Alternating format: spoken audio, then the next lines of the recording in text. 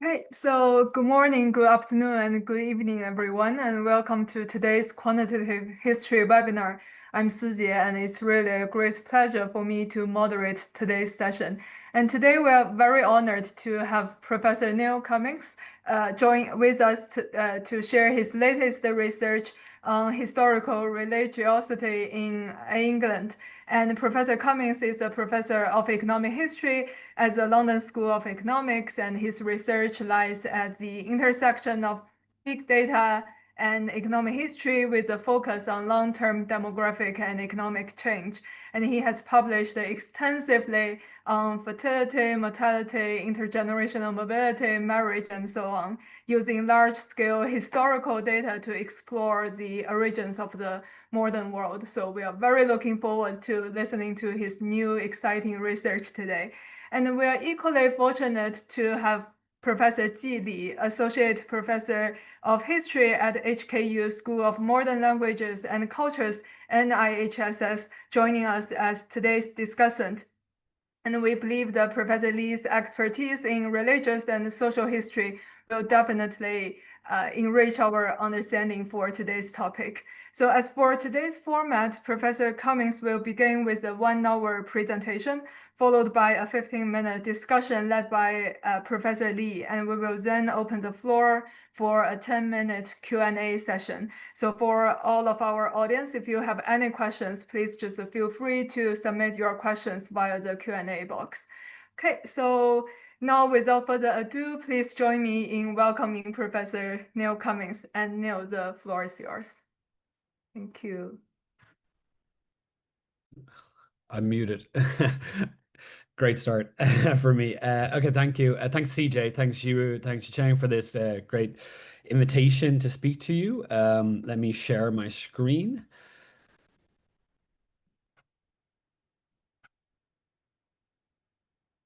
Okay, so this is a paper about real and nominal belief in God over the most of the past millennium in England. It's joint work with Aurelius, who's also on the call here, and it's part of a wider project using wills to look at English social, economic, and psychological history. I guess the kind of novel contribution of this, having used wills in my research before, is this project is actually looking much more at what the text of the wills have in terms of novel information.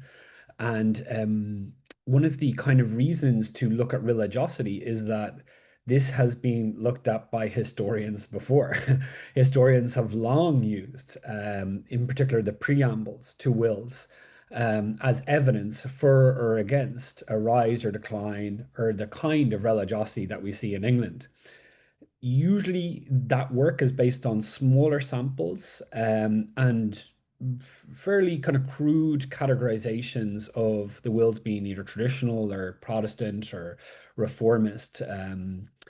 This is an attempt to really crank out some quantification on what's in these wills. And as we looked at this, we realized that there were actually some possibilities to kind of use the existing literature to inform our analysis. And that's where we get this real and nominal split. Essentially, we're able to split what we think are performative religious statements from genuine, sincere religious statements. Um, we employ, various methods to do this. Principally, we're coding the wills for a whole set of different variables, and some we think have a risk of being performative, right? You see the emergence of pro forma phrases over time, and they may or may not be sincere. If you're giving 25% of your wealth to the church or to say charity, that's more likely to be a sincere indicator of your of what that bequest actually means. So I'm going to talk about a bunch of things. We got a nice chunk of time here. So I'll just jump into it. The background to this is basically what's been kind of highlighted by many scholars, including Gregory Clark, but also more recently Joe Heinrich, Steven Pinker, Joe Makir. What you see over the period preceding the Industrial Revolution, the kind of crucible of the field of economic history, is that there is evidence that behavior is changing. Okay. And this seems to actually have a social status dimension. There seems to be some sort of indications that elite behavior is changing, which is followed by more popular behavior. Okay. And we see this in these panels here. Obviously, we got the kind of explosion in productivity and income per capita at the time of the Industrial Revolution as proxied by, say, wages.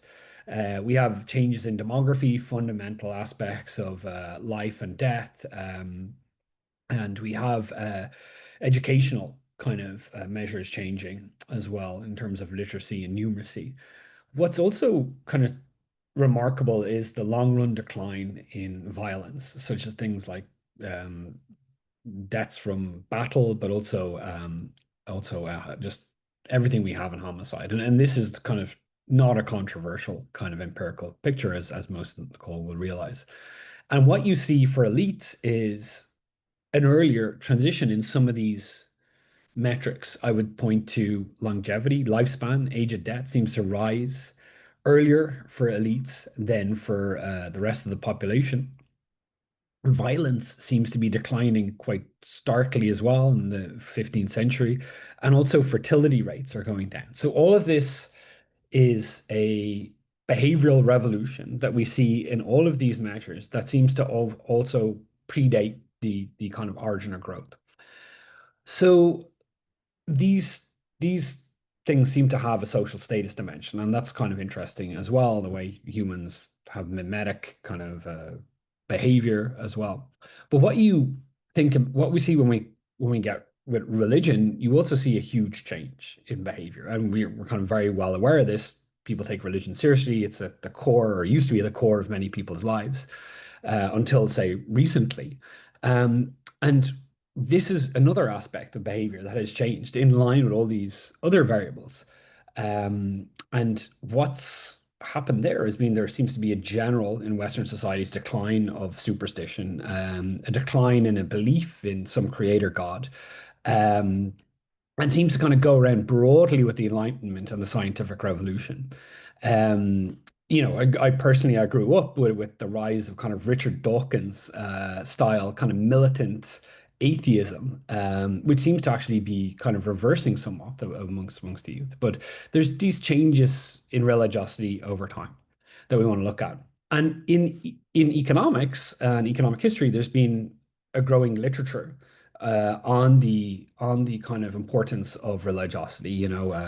Think of Max Weber's the Protestant work ethic and the spirit of capitalism. Where there's a causal relationship between your religion and economic outcomes. But then there's also the idea that economics can determine the religion that people select into as well. And this has been summarized very, very nicely by Sasha Becker et al. I believe for a recent handbook. I'll immediately just cite some other literature. This is just from Cabello, and this is kind of coming from the corpus of European literature. So this is a very, very elite measure of the rise, and it's going to foreshadow what I'm going to do with the Wilds. So the Wilds is kind of perhaps a more democratic, more kind of deeper measure in terms of the cross section of ordinary people. This is elite kind of books and so forth. But these are kind of God kind of related words: God, Jesus, and Christ. And we're going to do something similar with the wills.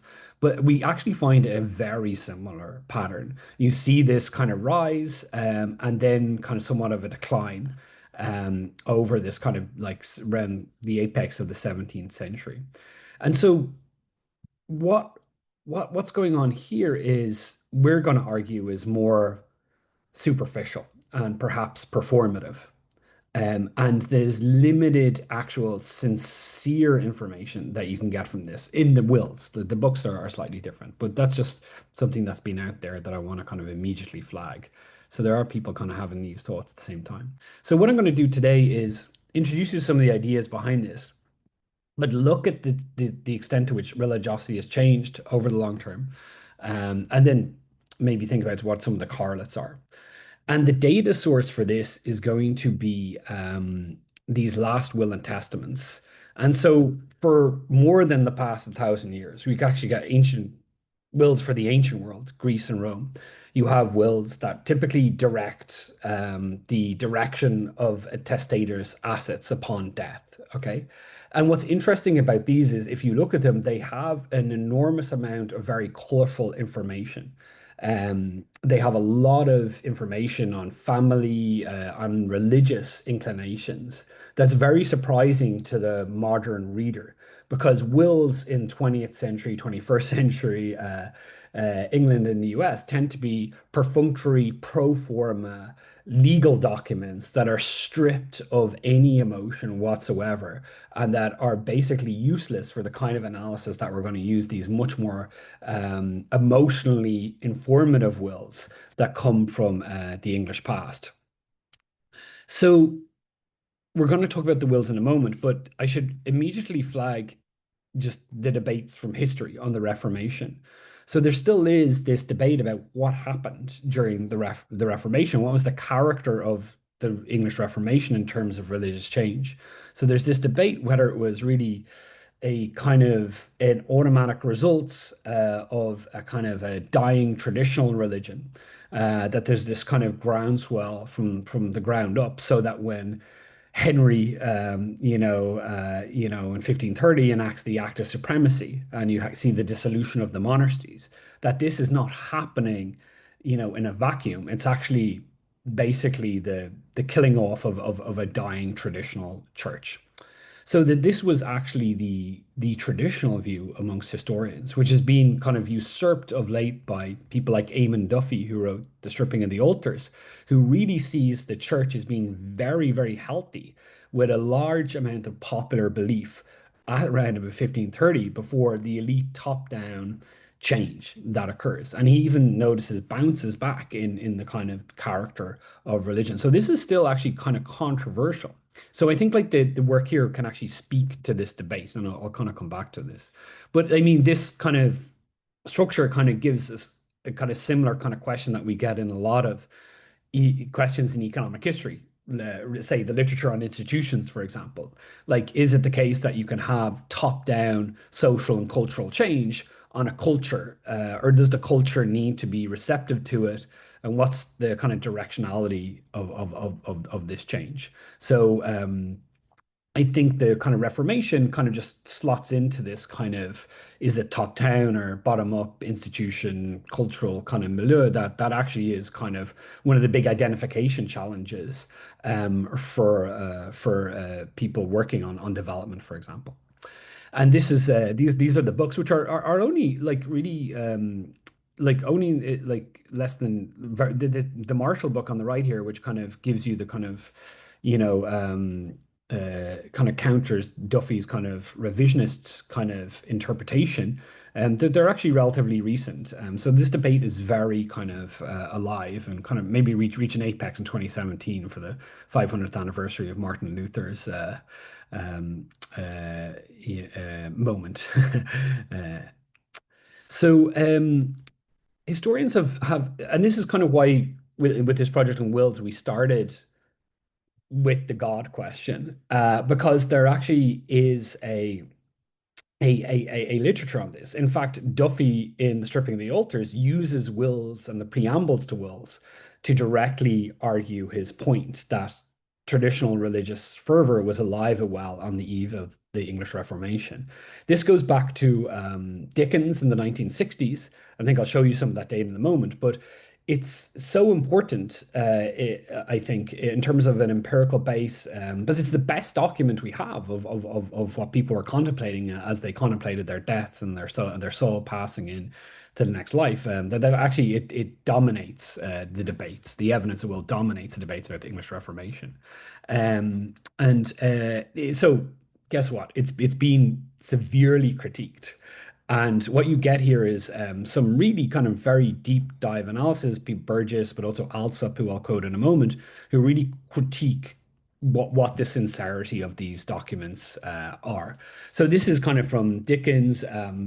in the 60s here. And this is the kind of analysis, you can see this is kind of after the Reformation, and you can see there's still a large number of traditional wills and non-traditional wills, and you can see how these things are changing. So I just kind of thought I'd illustrate this is the kind of pictures that historians have kind of or have produced in the past. So the kind of original sin of using wills to kind of measure religiosity is that you don't know whether people are being sincere or not. And how can you know, right? What happens during the English Reformation, and particularly in 1547 with the death of Henry, but also there are various kind of legal changes that make it illegal to say leave bequest to the church, for example. So these things are, it's kind of, there's definitely like a lot of evidence for a top-down, movement here. But I think by doing this, looking at these changes deeper in the past, we can kind of get a sense of where this is coming from. So what we do to kind of push this forward a little bit, let me just double check my timing here is okay, is to distinguish two types of religiosity, nominal and real.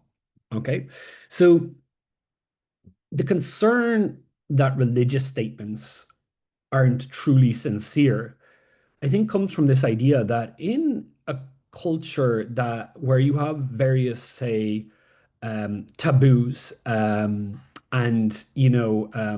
kind of almost civil war style split, kind of like similar to what it might have felt like in certain places in our more recent times. There's a certain split between, say, the right and left. They've gone further apart.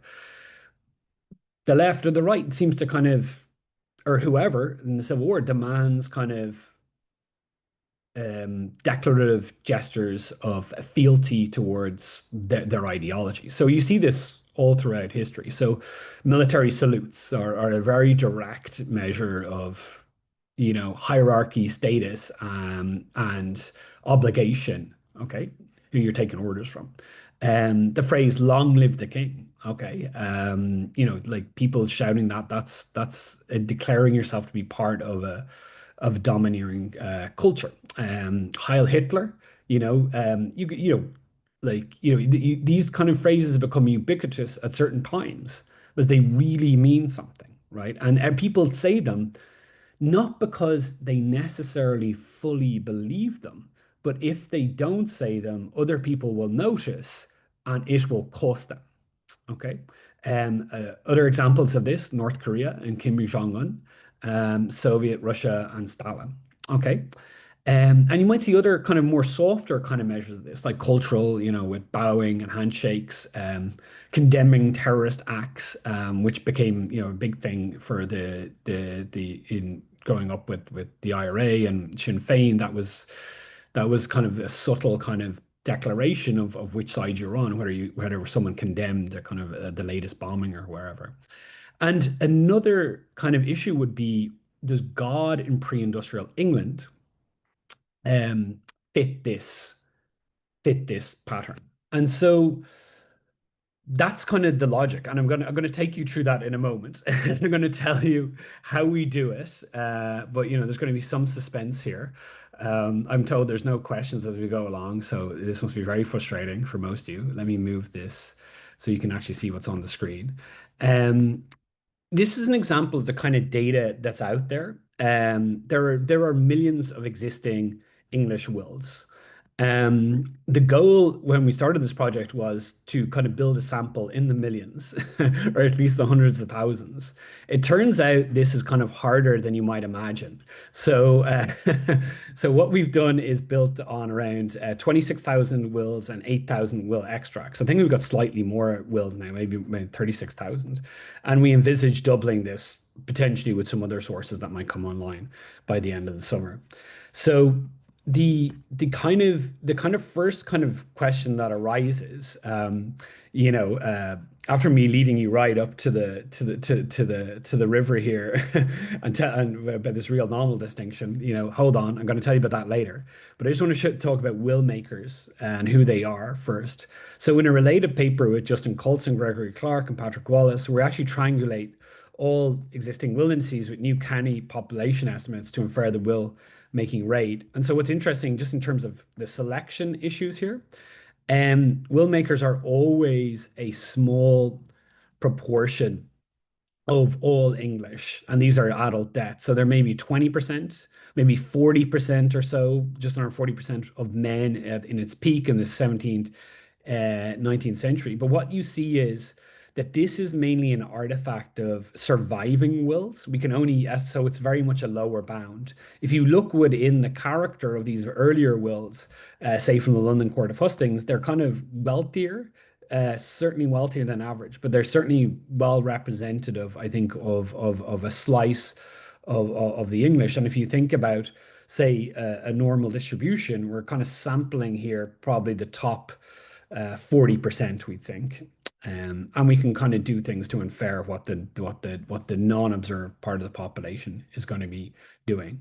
But it's actually very democratic. So in terms of an available historical source that's consistently available over the past several centuries, wills are pretty good. I think there is a necessary need to calculate what moment of the wealth distribution we actually think we're observing, and we can use that observation to kind of reweight our results to kind of give something that's at least consistently representative over time.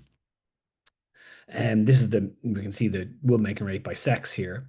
And what we've done with the full text of these wills is basically, and this is Aurelius has really taken the lead here. We've kind of like basically extracted using Google Gemini LLMs, basically all these different types of biographical variables. And then for the bequest, we were very much interested in getting a very good read on like what's in these wills and economically.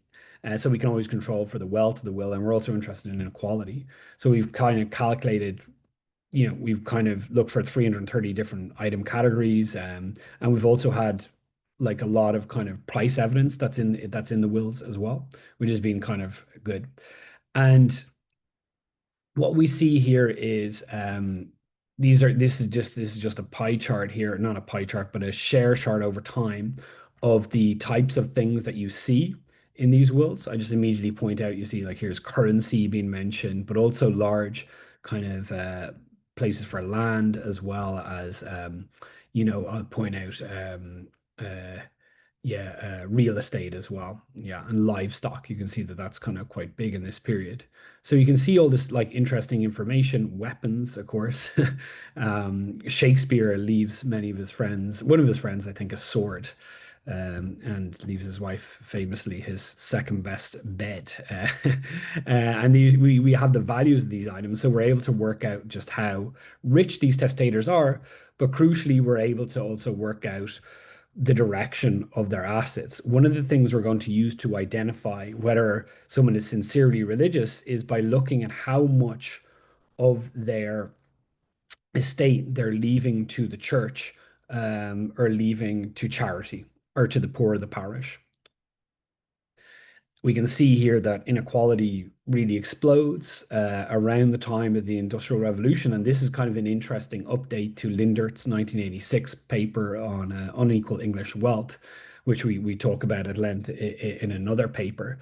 But I just flag it for you here for your interest. What's interesting as well, part of the inequality story is that the bottom share of will makers become a lot poorer over time, which is actually a very surprising kind of takeaway from the result, and was unexpected. And we're kind of working out what that means. And this is kind of driving that explosion of inequality over the period of the Industrial Revolution. So what we do in this paper is the more interesting kind of part that hasn't really been attempted before, is to kind of systematically, quantitatively analyze the words. Okay, and this is a kind of a word cloud of the kind of words that are in there: children, God, bequeath, shillings, son, and so forth.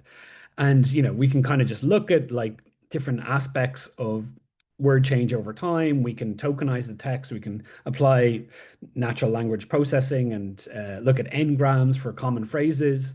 So we do all that, but I mean, I'm going to show you just basically some of the kind of takeaways from that.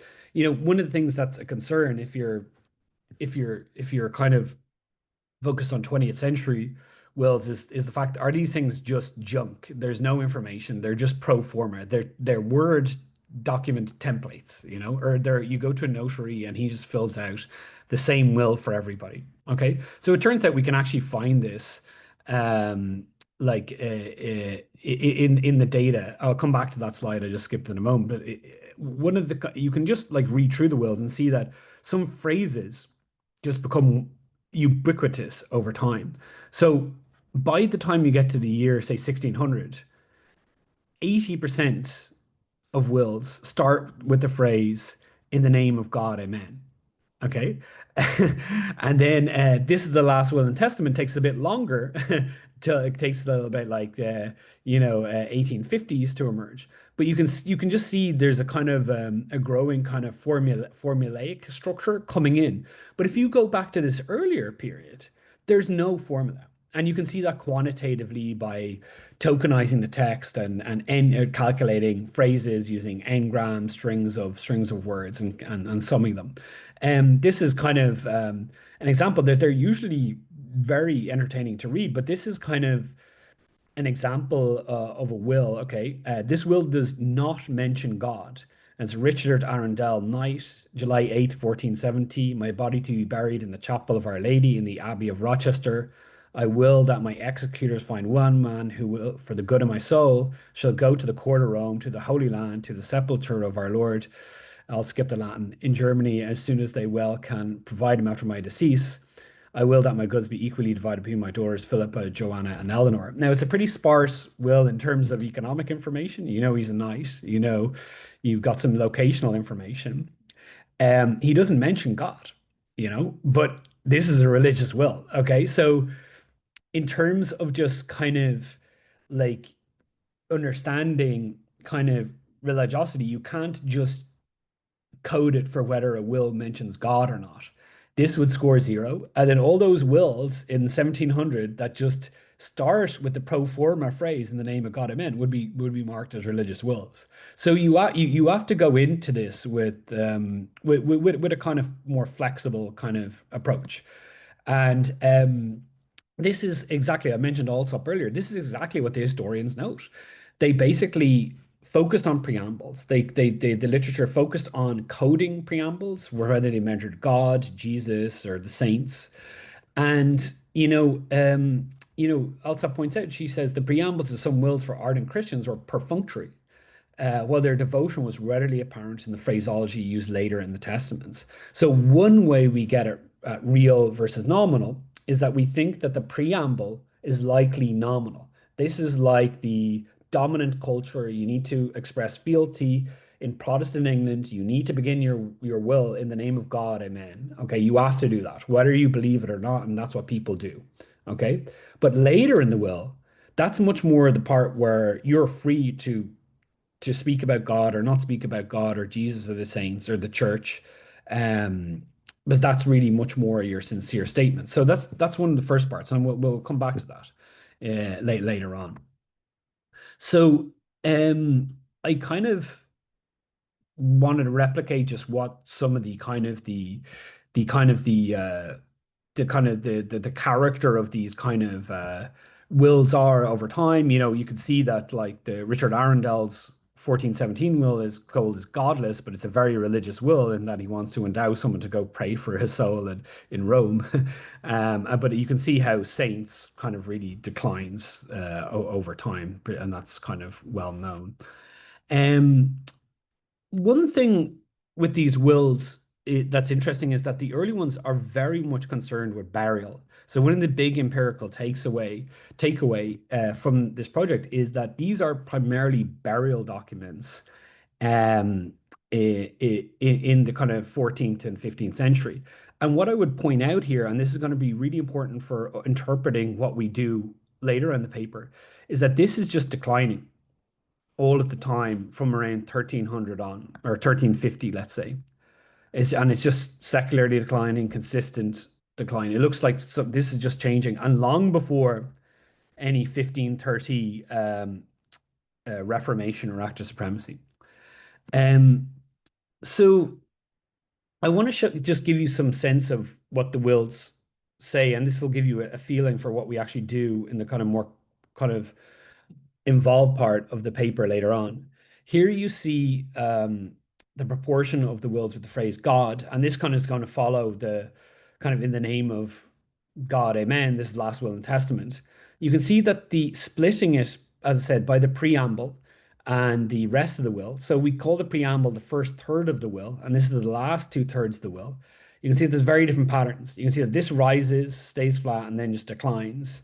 But you can see that this has a different trajectory, and you can see that the kind of outside the preamble, there's this kind of there's a kind of a move to express some reference to God amongst many English, but not as popular as the preamble. And this is the kind of this is one of the levers, as I mentioned before, that you can kind of pull to kind of see, you know, is if the preamble is likely performative and this is likely real, this is some variation you can look at. But there's much more than that. We look at the presence of Jesus, rarely gets mentioned outside the preamble. The references to soul are much more popular early on throughout the will. You see here on the right-hand side graph, and then you see here in the preamble, it does kind of rise over time.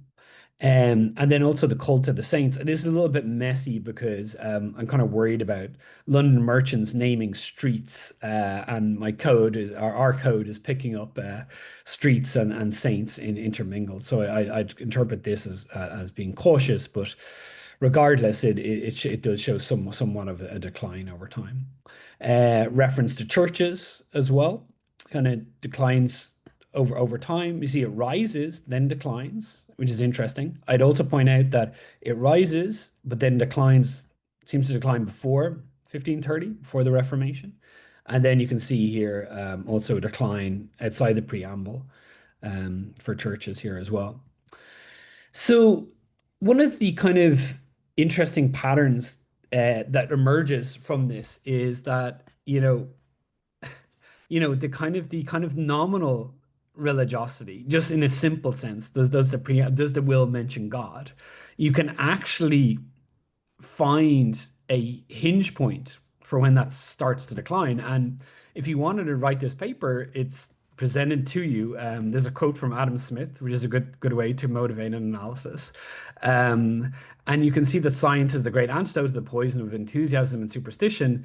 And what you can see here is just these annual measures of the decline of God in English wills. This is in the preamble. It just like this, any mention of God whatsoever is just kind of this is kind of just declines precipitously. This is the starting in 1600. That's why it doesn't go back to 1400. I want to just emphasize what a structural break happens around the time of the Industrial Revolution. It's a lot messier, like outside the preamble, but there's evidence of maybe a stationary trend and decline. What we're kind of leaning towards is that this is completely illusory, but this is absolutely a nominal result. But it's an intriguing pattern if you wanted to kind of look at it, like an intriguing correlation, but like a little bit deeper digging kind of questions this. So finally, I want to tell you about how we get at this. Okay, so basically, what we do is we take each set of full digitized texts of wills, and we code the text for a set of religious variables. We've currently got like, I don't know, maybe 30. I'm going to show you a heat map, a correlation matrix heat map in a moment of everything that's in there. And it's hard to see, but it's kind of intriguing because this is a kind of like at the moment just chucking everything in. So not just one measure, a whole bunch of different things, but there's a whole kind of operationalization. And just to kind of give you a sense of what's going in here, we split the key part in this nominal real distinction that we employ here is distinguishing between the preamble and the rest of the will. So we think the preamble, if you're going to say Heil Hitler or long live the king, you get it in early, right? And then you get on and you say what you want to say. But if you kind of return and say Heil Hitler or Long Live the King again later in the will, that's an indicator that you actually genuinely believe it, right? So the people who just say in the name of God, amen, they're going to get this kind of nominal religiosity, and it's coded by the presence of these strings. Okay, very simple. Okay. But then outside the will, we can see these strings, but then also a whole bunch of different references. And we've got like about, you'll see in the matrix slide, all these different ones. But the crucial kind of element that we've added in this latest version is that we can actually code up the proportion of the bequest to the church and the proportion of the bequest given to the poor of the parish and charity more generally. So this has given us confidence that the real in our religiosity scoring is referring not only to consistent references to spiritual religious entities in the latter two-thirds of the will, but it's you're actually putting your money where your mouth is, and you're actually devoting hard cash to this. Okay. So, we can't see inside your soul, but it's more likely the people who give money to the church, to to the poor of the parish, who talk about God, Jesus, and the saints throughout the will, are more likely to be genuinely, sincerely religious than say someone who says in the name of God, amen, and then doesn't mention anything else at all. So that's kind of that in a nutshell. So how we do this though is we're able to kind of code up with the same methods. Aurelius and I were able to code up the direction of these bequests. So you can see, that its sons are getting a lot of mentions, and sons are getting on average 0.22 of 22% of the wills. And we've got actually we named the value in our sample: 60,000 sons getting 2.3 million, 1640 pounds. Wives, sons and wives are roughly equal in this data. Daughters less so. Daughters, of course, receive a dowry upon marriage. But skipping down, this is a crucial variable. Here's church. What's given to the church? You can see it's around 0.5%. And then charity is half of that, 2.7%. Of course, parents are more than likely to be dead, which would prevent kind of simple comparisons here. Intriguingly, servants get more than cousins, and about the same as charity, even though they're named a lot more. No, a little bit more. So this enables us to kind of score some of these variables.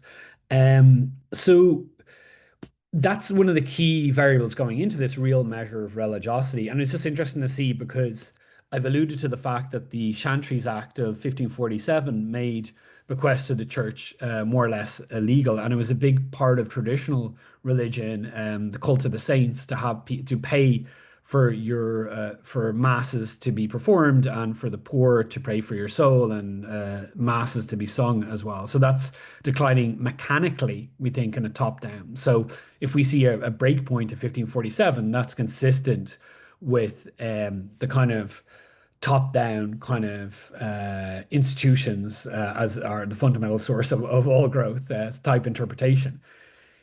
If, as I will show you, that it long predates 1547 by maybe 200 years, that's more consistent with a bottom up change. And I'll return to that point. But the graph you see in front of you right now is just looking at, is there a trade-off between, gifts to charity and gifts to the church? Well, you can see mechanically there are some people who are going to be kind of each of these dots are representing will makers. You can see that a lot of people are giving nothing. That's why these rates are so low. Some people are giving close to 100% to the church. And if you give close to 100% to the church, there's nothing left to give to charity. So you're going to get this horizon here. But then it's interesting to see like what the general curvature is here with this fitted line, and generally at low, very, very extremely low levels. But these are the levels that 99% of the population are going to be giving at, like 2%, 3%. So I think we could just blow this graph up a little bit more and talk about it. But I just thought I'd show you what the data looks like. And I didn't include this more zoomed in one, but next time. This is the time trend. I told you before that around about 1530, there's going to be a 1547, I'm sorry, the Chantries Act, where bequests to the church become illegal. There's still some, but these probates get contested and whatever. But this, if there was a sudden break in 1547, this would be consistent with decline. Of course, I've grouped the data at half century intervals, so it'll be in this point. But the major point is, and I'm going to come back to this many times, you see a rise, okay, 1300 to around 1450, and then the decline starts from 1450.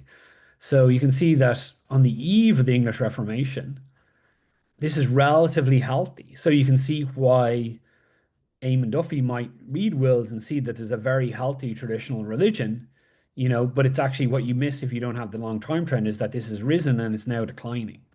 And then you see charity is rises in this period. Perhaps there's some offsetting here, but it's always very low. And this is percentage, not proportion, because that's 10%, and these are all about 2. So I think that's this just I'm showing you all these graphs. I'm very conscious this might be very frustrating to a lot of you. I guess I'm swimming in the data, but it's kind of nice to swim around in the data. Here's more torture. These are the elements that we've coded. Presence of saints, the proportion going to charity. You can see what it correlates with. It correlates with the mention of a soul in the preamble, but very weakly. And these things all correlate stronger or weaker together. Red is kind of, perfect correlations, and then shades of red are positive and shades of blue are negative. Mainly, but lots of high dimensional data where we've coded for the preamble. That's what that's the P here, and then the amble or the rest of the will is A. But what this multi-dimensional data and all these correlations, this is the raw material for constructing unitary indices by principal components. Okay, so what we do is we create independently 2 religiosity indices using principal components analysis, which basically is a dimensionality reduction tool that's very popular, very simple.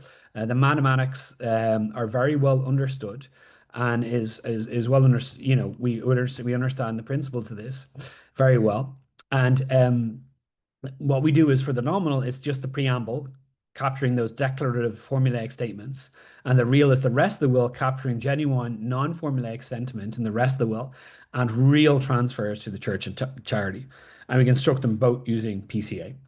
So PCA, I'll kind of skip over this because what I want to focus in is the intuition. Basically, it reduces all that correlations, okay, down to one unitary index that's like a line shooting through this high dimensional cloud of points that captures the most variation. Okay, it's the axis of most variation.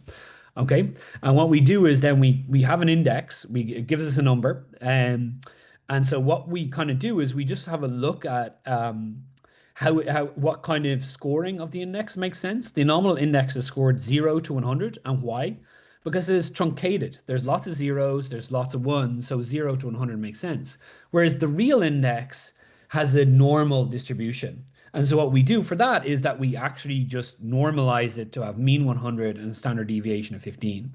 So this might be a judgment call that, again, I could be, people are going boo, I can hear them, why not just keep it consistent? There are arguments for both ways. And I can imagine they could be changed in future versions of this, and then changed back again, and then changed again, and then changed back again. I mean, but I think it actually kind of works because what you want to focus in is trajectories over time, right? And I think it's kind of interesting, and I think it gives everything kind of a cleaner interpretation of what's actually happening. I'll skip these, the various kind of PC ones. There's a lot of variation in the data. The first principal component captures 50%. We'd like it to be more, but then again, it's multi-dimensional data, and we can look at the other principal components, which are by nature uncorrelated with each other in later analysis. And this table kind of garbled.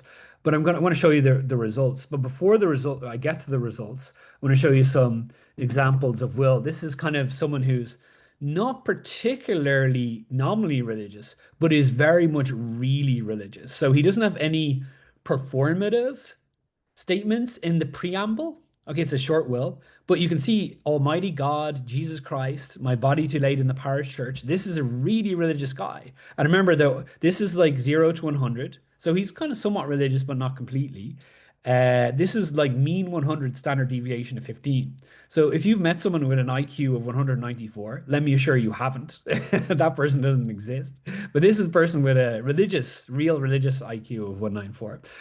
This interesting randomly chosen will is from a man who many people debate whether he was really religious, because he wrote books on religion, but he also, because of his desire to divorce Catherine of Aragon and marry Anne Boleyn, he also enacted the English Reformation. So the will of Henry VIII is in our sample, and we can see that we didn't really kind of totally.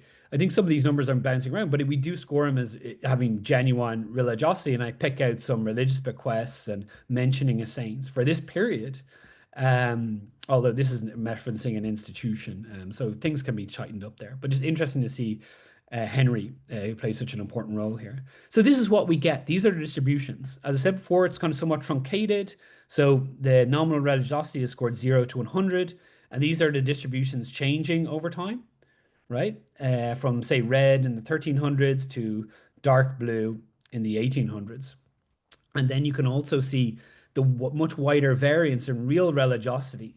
The fact that it compresses is something you would expect, perhaps over time, if religion is being kind of formalized within a kind of certain kind of rigid kind of interpretation, as you see later. So the distributions I think are interesting, but it's really the trajectories that I want to flag.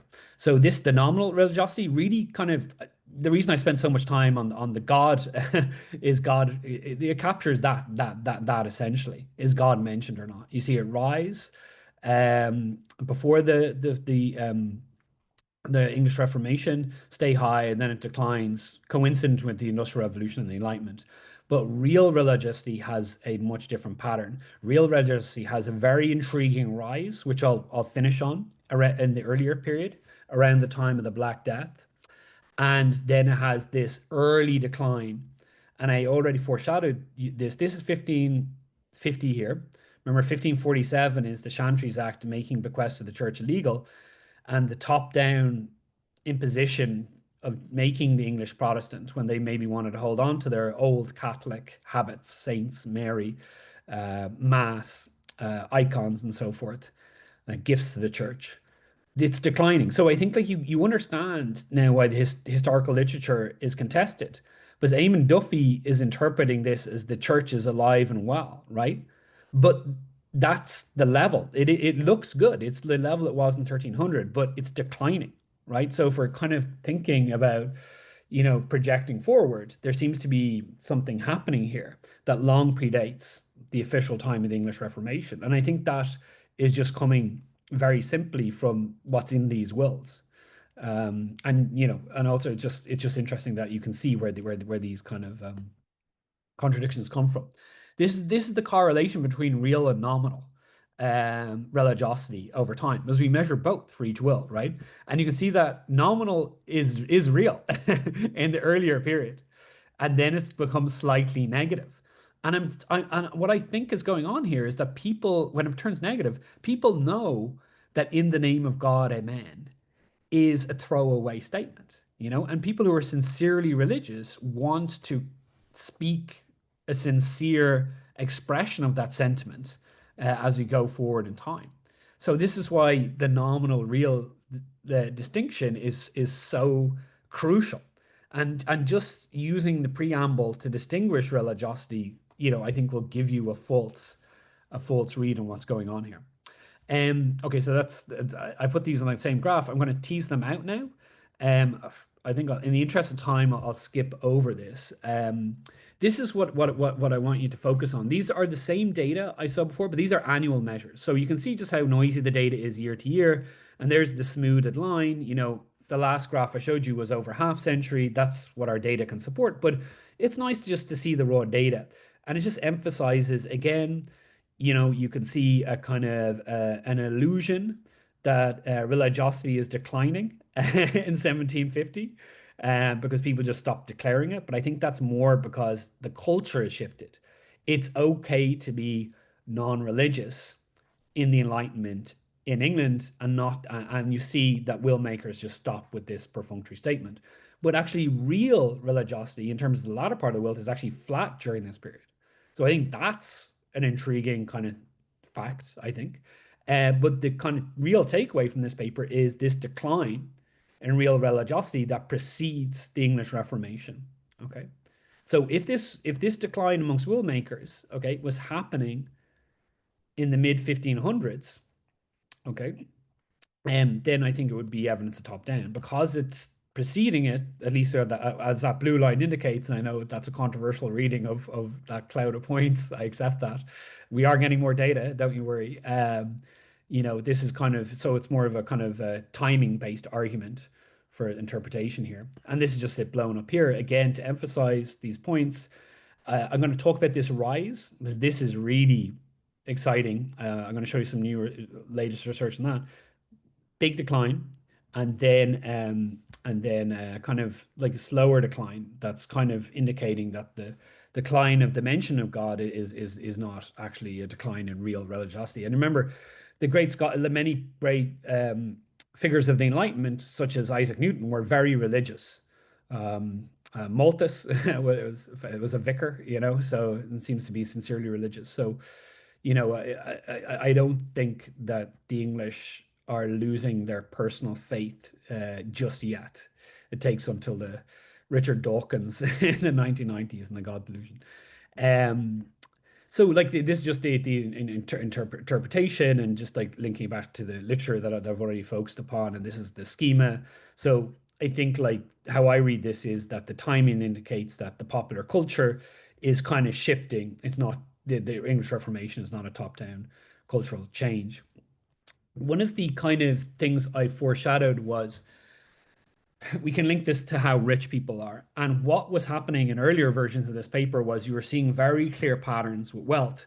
The more recent kind of version has made a very strong time series story, but it's gone a bit muddled in terms of is this being driven by the rich, by the poor, the in between? So I'm just being honest. I'm showing you what we've got right now. I think this will become more refined as we generate it. These are wealth terciles based on our like deep kind of calculation of wealth for each will maker. And you can see that the poor are kind of less nominally religious, than the richer groups, and then but it's really not too different. And you see some differences in the early period, but I don't really have much interpretation. I was really fishing for like how my introduction started that this change in religiosity was led by the rich, but the current kind of version of this doesn't seem to indicate that, but earlier versions suggest there might be something here, and we'll kind of return to this, but in the interest of honesty, that's what it looks like now. I'll finish on this, and I'll finish in a few minutes, CJ, maybe 3 minutes or so. Finish early for more questions. Yes. This is from the paper with Justin Colson, Patrick Wallace, and Gregory Clark. We triangulate the will making rate from all available historical wills, all indices, and it's our best guess estimate. And this is just something I noticed by zooming in on the Black Death period. Black Death, the famous mortality crisis, and I think like what I'm thinking about here is the phrase "there are no atheists in a foxhole" and thinking about the Black Death as this mass psychic shock. What you find, with wills I showed you before, they were primarily burial documents. And what you see is that people are making a lot more wills across this period. But within those wills, and these are coming from our sample of abstracts, this is a 0 to 100 point percentage point scale. And it measures the proportion of abstracts that mention the phrase church. Now, remember, most of these things are requesting burial. And so here is the proportion requesting burial in church grounds before the Black Death and just after the Black Death. So in the world of discontinuities, we're looking at a 50 point jump in 1 year. Okay. So I think it's a rather exciting kind of thing we're looking at, like that the Black Death is responsible for a sharp jolt up in religiosity. And it could be perhaps the frequent recurring of plague, might kind of act to kind of increase religiosity or perhaps decrease it. We don't know. We can use some of the spatial variation in the worlds to look at this. But again, 50-point jump just coming out of the data is pretty amazing. And if we go back to this kind of the takeaway kind of real religiosity, we have very few wills in this period, and you can see that they're all over the place. But the fitted line seems to suggest this kind of rise, and we can get more data here. But it is just a very exciting kind of period, and you wonder what was keeping religiosity so high, this real religiosity, before it's kind of declined after this period. Okay, so we're going to do a lot more in this, and the wills give you much more information. You can look at the gender dimension of this, differences in male, female, religiosity. We've talked about the wealth patterns, but also the wills tell you how many children are in the will. A well-known contemporary correlation is the correlation between the more religious having more children and taking over the world. So we can look at the antecedents of this. You can also code the wills.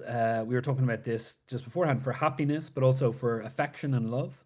And also you can see perhaps how smart the will maker is, although you want to filter out the notary effects as well. So there's lots of exciting things that can be done here. I think I'll wrap up now. Thanks for listening. I hope that wasn't too raw. The paper's raw. And I hope at least you got a feel for the data, if nothing else. Thank you very much. Okay. Thank you very much, Neil, for the let me open my.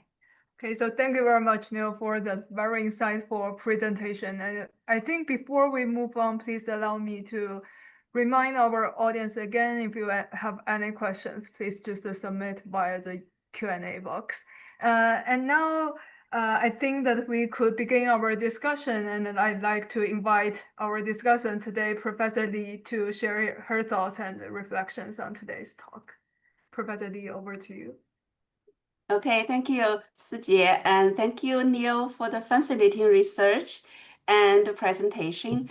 And thank you for the invitation. I just shared with my colleagues. I think the rest of my colleagues in the institute, every one of them is more qualified than me to be a discussant of this talk.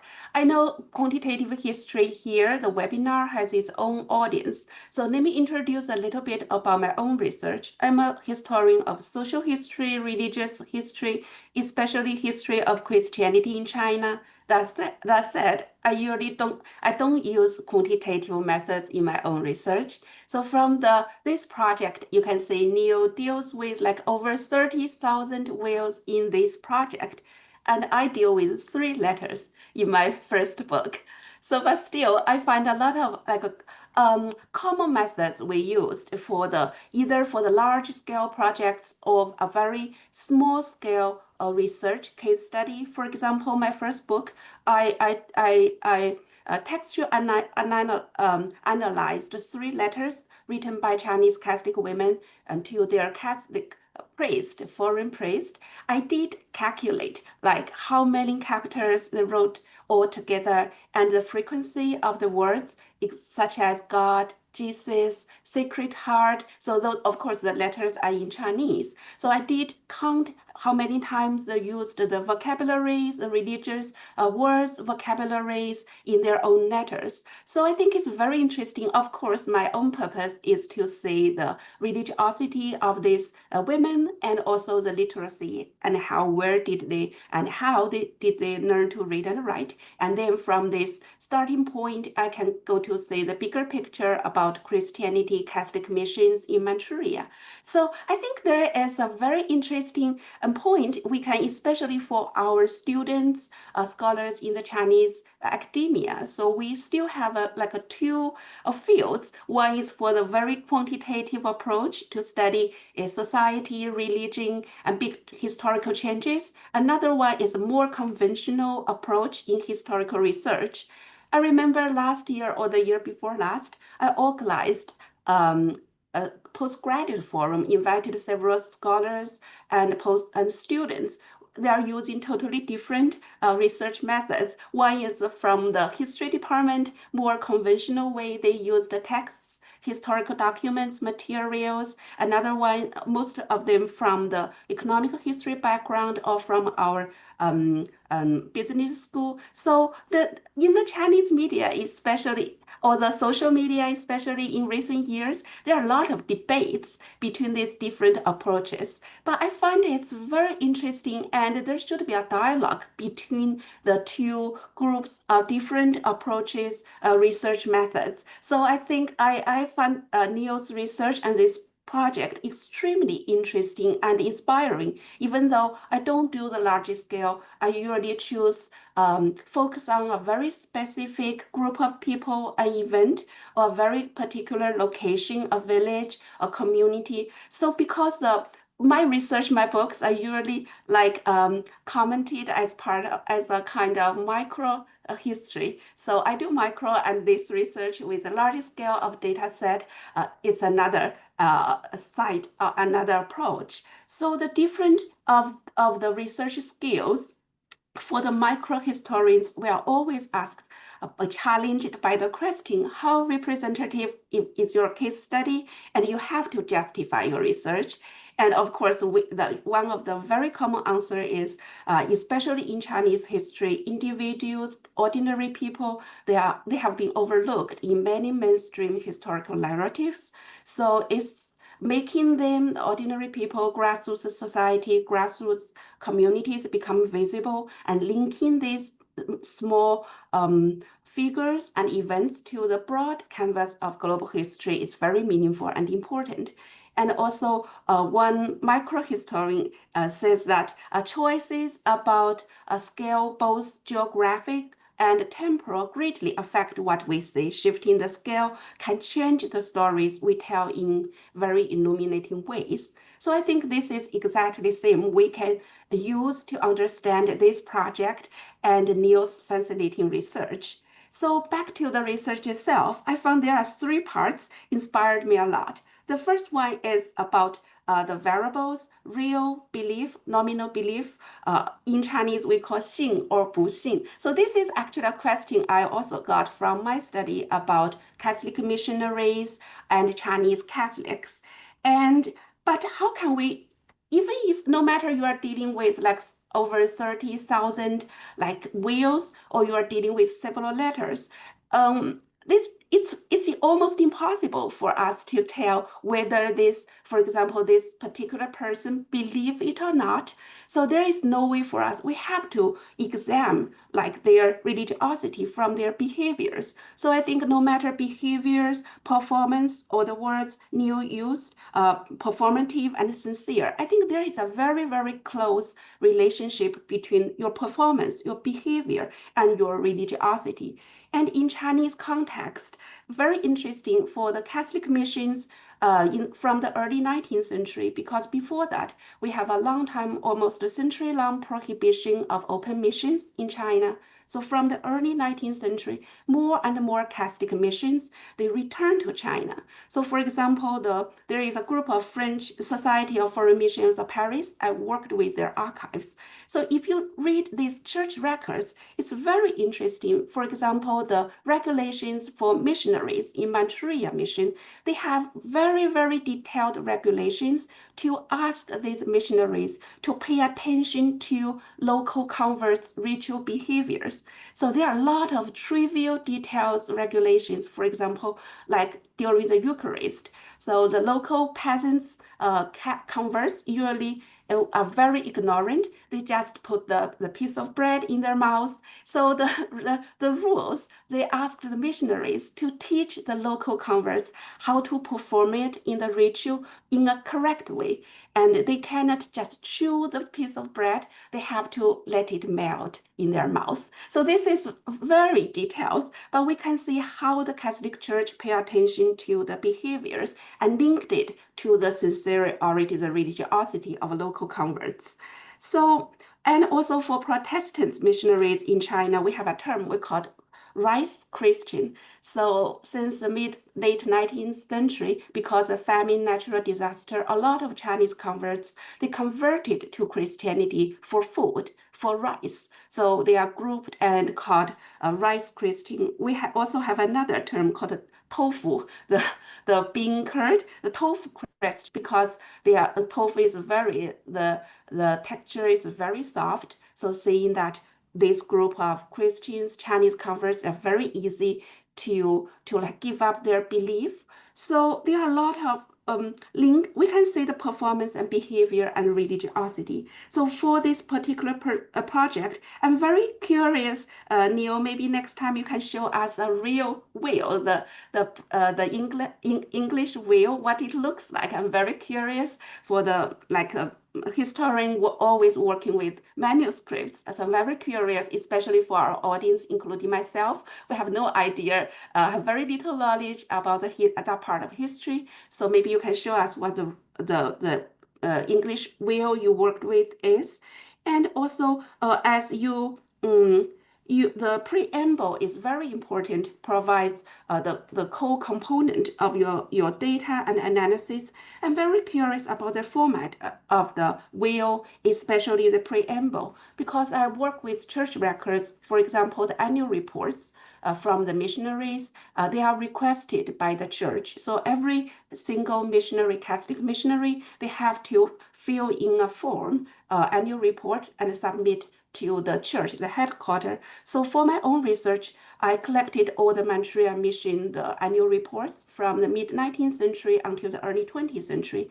You can see that in the early decades in the 19th century. So there is no like standard format of the church reports. So the missionary individually recorded, for example, they are required to visit every single Gehishangde, that's the Catholic community in their region, and calculate how many people were born, died, get married. So a lot of demographic information, including their observation of the local situation.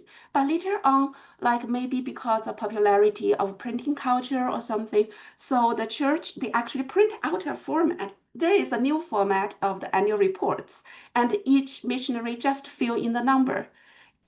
So this when I listening to a presentation, the preamble, I'm very curious, except for the individual preference.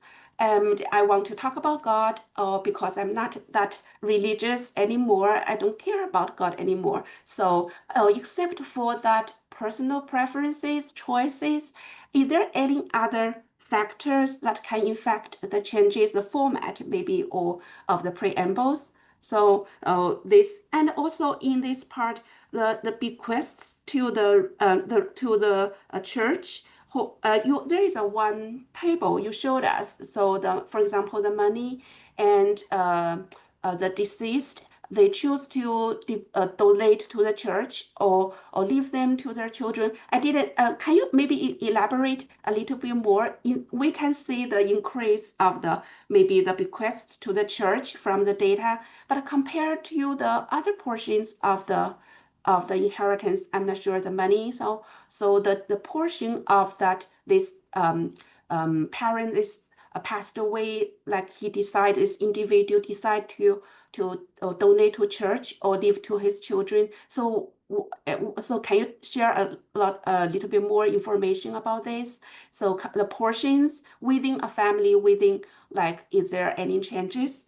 So this is one part. The second part, I think I find it very inspiring about how the religion is treated. Economic historians especially pay attention to religion and use religion as a very useful perspective and link it to the major historical changes. You mentioned the Reformation, in Industrial Revolution, so all the major changes in the modern world. And as you concluded in your paper and the abstract of this research, so all this research finds new evidence of the emergence of modern behavior, and that can give us more understanding about the roots of the Enlightenment, the scientific industrial revolution. So maybe could you please elaborate more about this modern behavior from your research? Can we just simplify it and put it as less religious, more secular or scientific spirit driven? So from your research, can we conclude that this is a kind of the changes of the modern behavior, or these changes of behavior in terms of religiosity contributed to the transformation of the modern world? And the last, I think that's also the last part of your presentation. It's about the relationship between religion and wealth. I'm very interested in that. So even though you deal with a large data set, but you also pay attention to the different social groups, popular culture, elite culture. So from my own research, Christianity in China and Christianity or religion means very differently to ordinary people, to popular culture, or to Chinese elites, and also different Catholic missions. They have different strategies targeting at different groups of people: the poor, the rich, the elite, the learned. So there are a lot of different strategies here. Maybe next time I hope I can hear more about your analysis about the relationship between religion and wealth. So I think I'm going to stop here. Thank you very much. It's fascinating.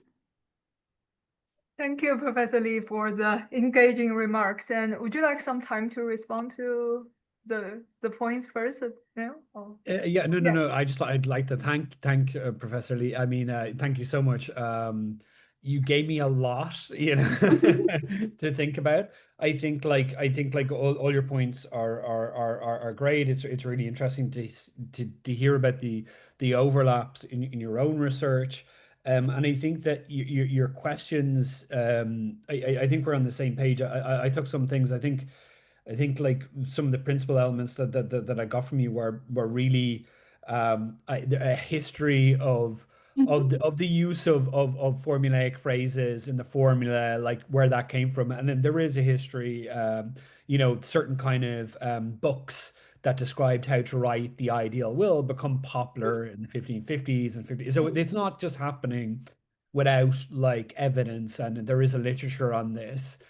So you're absolutely right. And I think, like thinking about that and thinking about how that affects the results, right? But in many ways, well, the hope is that that's kind of that the nominalist hope, hopefully, to capture that, because the argument a lot relies on the preamble being the pro forma part. And what I can say is quantitatively is that you could actually give a quantitative answer here, because I mentioned the n-gram technique. So if in the name of yeah, so those who were on the pre-chat before know, I had an emergency in my apartment last night, so I'm not I didn't get much sleep, so my words are failing me here. But basically, in the name of our Lord, whatever it is, in the preamble, right, like that those things are going to be much more likely, and you can measure that quantitatively, is what I'm going to say, using n-gram techniques, just to put it mildly. And also like I think you're exactly right. The change over time. I just gave you a table that said like 5% went to the church and 2.7% went to charity. I think I showed you another one change over time, but I think you were also interested in the change of all the others over time to family as well, which is also interesting. And then also, the wealth questions. I think I hope to answer them in future versions of the paper. I share your questions. Yeah. Thank you. Thank you. Thank you very much. And we actually have already had a lot of questions coming in, so we'll just we maybe cannot address every one of them, but for all of them, we'll just collect them and pass on to Neil after the webinar. So maybe we can address the first question now. Did you want? So the read it, first or will I?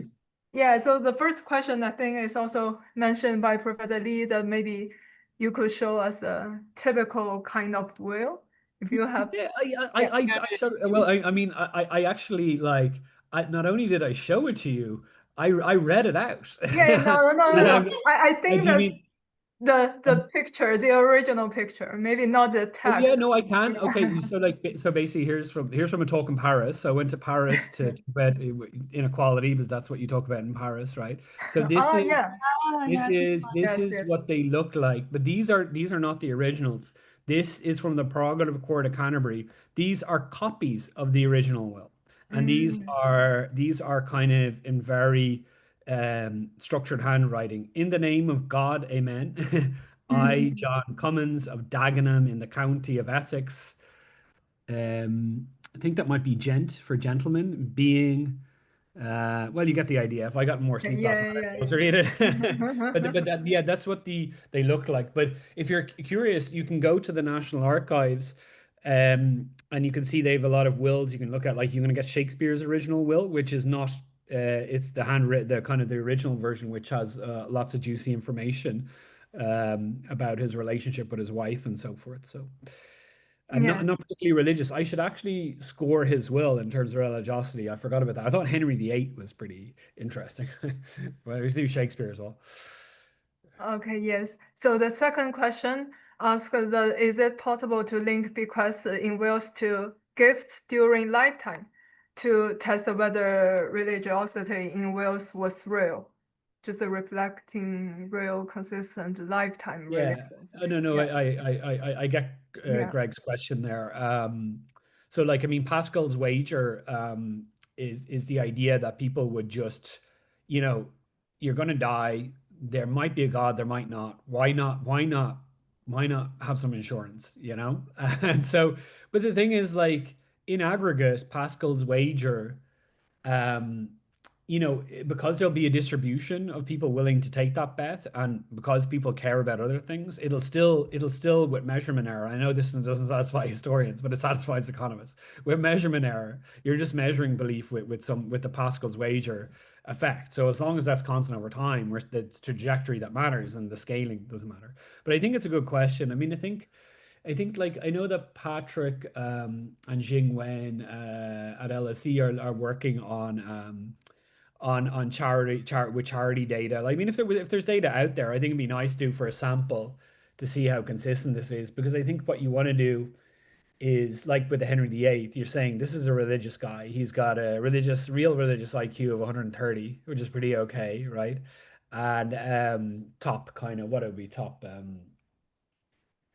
two standard deviations, so top 5%, right? So that's pretty good, right?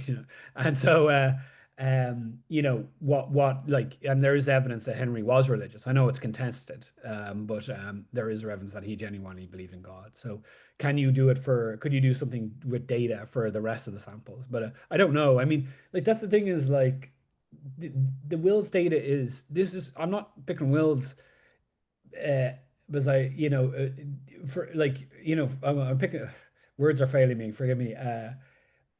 They're relatively unique in terms of their coverage, right? There's very few sources to cross check them with. You got parish records, but I mean, for the charity gift giving, I think I could look at the data Patrick collected to kind of maybe do some of this, but it's a good suggestion. yeah. So our next questions ask about the immigration. I think since discovery of North America and especially the Industrial Revolution seems to significantly reduce the cost and risk of trans transatlantic travel, I guess this increased accessibility may have facilitated selective immigration patterns, whereby devout religious communities might disproportionately self-select for migration to North America. And Oh also, yeah, no, like, listen, yeah. like, that's a great idea. I'm very open to that idea. That would be consistent with the data. Mm. Uh, I wonder, like, what I would think about, like, for East Anglian Puritans, maybe there's some surname clustering. English surnames have proved fruitful for some scholars' research, and I think that, like, because English surnames tend to cluster in regions, you might kind of think about, are there Puritan names? Um, there are databases of Catholics and other dissenters, and you could do and they're quite deep. Like there are hundreds of thousands in these. I think the Margaret Higgins database is one. So I think we could get at this, but it's a great. I take the idea as being something that could possibly be going on. Yeah. Yeah, so a follow-up here is that a possible channel contributing to decline of religious groups in England after Great Navigation or Oh industrial? yeah, no, that's what I was speaking to. Yeah, I Yeah, agree. yeah.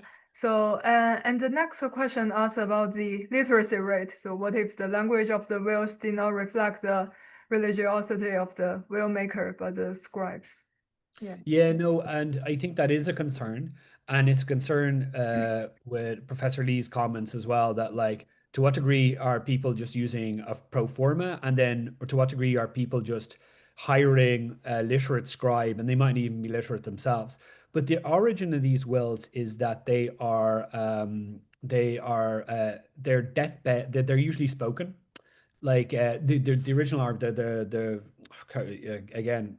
Uh, so I'm blaming my apartment emergency last night. But basically, vernacular wills, not vernacular wills, but the wills that are just spoken orally are the origin of these wills, and this is where you have the witness and whatever. And so basically, there's always a pro forma structure. There's no, sorry, let me rephrase. There is no pro forma structure until about 1500, 1600, and then you see it emerge. But as you kind of you're suggesting that this like so if it's pro forma from a book, we can actually quantitatively detect it through tokenizing an engram, and we've kind of done that with In the Name of God, Amen is clearly likely performative. It just that's what everybody says because that's how you start a will. If you and you wanted to go through the courts, the religious courts of probate, the local religious courts, you don't want to. You're going to just say it whether you believe or not. But your suggestion, the suggestion of the questioner, Jinyu, is a little bit more subtle. It's kind of more, are you not just picking up these notaries, how they express things? And so I think that you can actually also quantitatively test for that because we have wills that are clustered in towns and periods. So if there are clustering of phrases and sentiment, we should be able to, that should be revealed in the data. You'd expect some clustering of sentiment and sayings anyway because of local cultures, but we should be able to kind of see if there's any kind of markers of notaries inserting my loving wife or for the glory of God. And we could actually just score it in terms of uniqueness. Now, if the notary is going to be saying something unique for every will he writes, we can't catch it. But if there's some sort of repetition, in which there probably is, we could. Mm. It's a nice suggestion. Yeah, so I think that you have already kind of just addressed the next question about the original source of all these wills in National Archive, right? And also are the wills from all over UK? One of the things that I realized leading up to this is that we got to have a map. We do have a map, and I'm actually it's just like because I think like one thing that Aurelius and I will be looking at, I think, is the spatial dimension of this data. Because I think this we just talk to the spatial dimension to get at notaries, but I think like just showing you guys a map, and so this also speaks to the previous point is like where they came from. We generally hoover them up from a large number of online depositories and books. So there are a lot of printed transcripts, and then we've also got a collection from the Prerogative Court of Canterbury, which we're actually collecting still, particularly for like high elites, very rich people, and dukes. Yeah. Mm. Okay, so the next question asks about could you place the changes within a framework of the demand and supply of real religiosity? And demand might be related to explaining the world and post-death risk hedging. And the supply might be related to the spread of the word, but there seems to be a decline around the time of the printing press.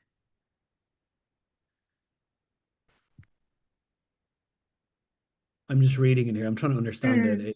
It doesn't immediately.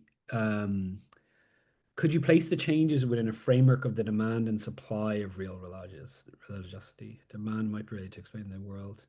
Oh, I see what you mean. I Yeah. see what you mean. I see what you mean. Yeah. Yeah. Yeah. Yeah. Okay. Well, I think like it's like when we model the Black Death in the Malthusian diagrams, for our students, and you see the death curve just shift up. We don't think when at least I don't think we don't think of the psychological impact of that. So I think like if that's what you're referring to, that's also shifting the demand for a rationale to tie this together.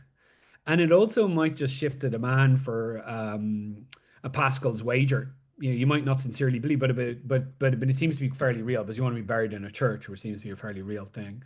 But I mean, and if you look at contemporary depictions of the Black Death, it is seen as divine judgment. I'm thinking of these pictures of, death over London and so forth. It is kind of interpreted as, a Sodom and Gomorrah biblical kind of style. God is angry, and you have sinned and you're being punished. Yeah. So I mean, if I think think I think I understand it in that context, and that's how I would think of it. Professor Chen, do you want to join our discussion here or?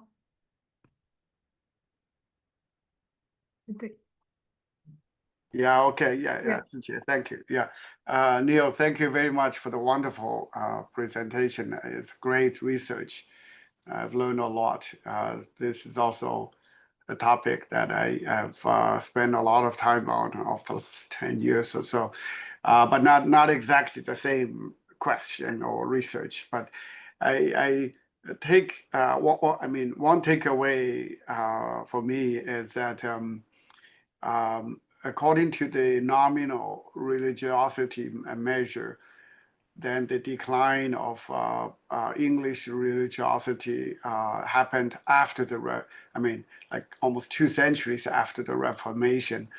But according to the real metric, then the decline actually was pretty much finished before the Reformation. So these are two very different, contrasting conclusions or takeaways.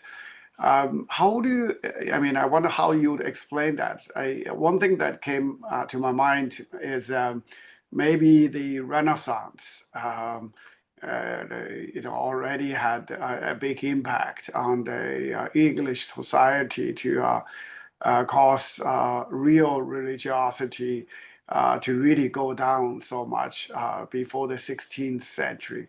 And then by the starting time of the Reformation, then whatever could have been achieved in terms of this religiosity decline was already completed, and then the real religiosity measure became flat from the early 16th century onward. Yeah, would you have some explanation to sort of help us? Yeah, no, but I think it's great to have the two distinctions, and I think, like as I said, nominal religiosity declining around 1750, but I think that's more that people realize that the social milieu, a word that I want to use more, and is declining around 1750. That's safe to not declare fealty to God. The world has changed, and this is the world of the Enlightenment, the Industrial Revolution. But it's also a time where a lot of people are genuinely religious, and I use the example of Isaac Newton, Thomas Malthus. But what's happening with the real decline around 1500, or 1450, really, there is a real decline, but it's the Black Death story. There's a huge increase, and then there seems to be a decrease. And so it's kind of like the kind of traditional interpretation, or not the traditional, Duffy's revisionist interpretation, that traditional Catholicism is alive and well in the eve of the Reformation is true. It's stationary since 1300, but that ignores the fact that it rose and it's actually declining. So I think like thinking about this trend is interesting, because when we think about things, if you're looking at your savings for retirement, and they go from like like 50,000 to a million, and then back to 50,000. You don't think, oh, it's alive and well. It's gone up and it's gone down again, and where's it going to be in the next period? It's going down. And I think like also it's like, I think I'd also read a lot into the fact that like it actually becomes stable, but it's slowly, subtly declining all the time. So maybe it takes a long time for it the real people to really let go. Because this is like it's still a time of high mortality. The world is still a scary place. And I mean, my sense is, well, I would say because I'm Catholic Irish, basically, and I come from a place where people were extremely religious and then lost their religion very fast. But I still think in England in the late 19th century, people are generally religious. They really believe in God. I definitely think so. But there's less of the social pressure to kind of declare it. I think that's what's changing. So the nominal decline is real. It's important, but it's measuring something else, I think. Yeah. I like or cultural change. I like that interpretation that it's a behavioral thing that caused this gap between nominal and real religiosity. But that, of course, that does not explain why there was the pre-decline in real and nominal, or not nominal, real religiosity before the Reformation. Yeah, so I guess you're saying that the Black Death, that bit, And so one way to do that would be to take the data, look at the spatial characteristics of the data, and what you get is plague outbreaks. And they're happening in urban places, but if you do a kind of if you pick the right control group, you could look at a kind of you could think about plague as being quasi-random, conditional on being in a city of a certain size. So you've a nice empirical setup, I think, to kind of see if plague is driving religiosity. Yeah. Okay. Or not. Very interesting. Very interesting. Yeah, thank you very much. Yeah. Thank you. And I'm so sorry that we are running out of time. So I don't think that we have enough time to get over all the questions here. But just we'll collect all of them and send all the questions to Neil afterwards. So yeah, I can see them. Thank you very much. Yes. I can kind of. I've actually but you can send me a copy of these questions. Yeah, definitely. We that's will great. just That's after great. the webinar. Yeah, just so copy. I think, sorry, and that brings us to the end of our webinar today. And thank you, Professor Neil Cummins, and also thank you, Professor Li, for joining us, and also Professor Chen for joining us today. And also thank you all of our audience and all the thought-provoking questions. So I think that before we conclude, I'd like to just do a little other advertisement here that our next webinar will take place on 26th of June and will feature Dr. Ren Zhuozhai from Renmin University of China. So we are looking forward to seeing you again, and thank you very much. Thank you. And until then, thank you. Take care and bye-bye. Goodbye. Thank you. Okay. Thank you, Neil. Thank you. Thank you, Neil. Thank you. Neil, now you can take some nap. Yeah. I know. I've got to coordinate people to clean the but also they have to rebuild the ceiling.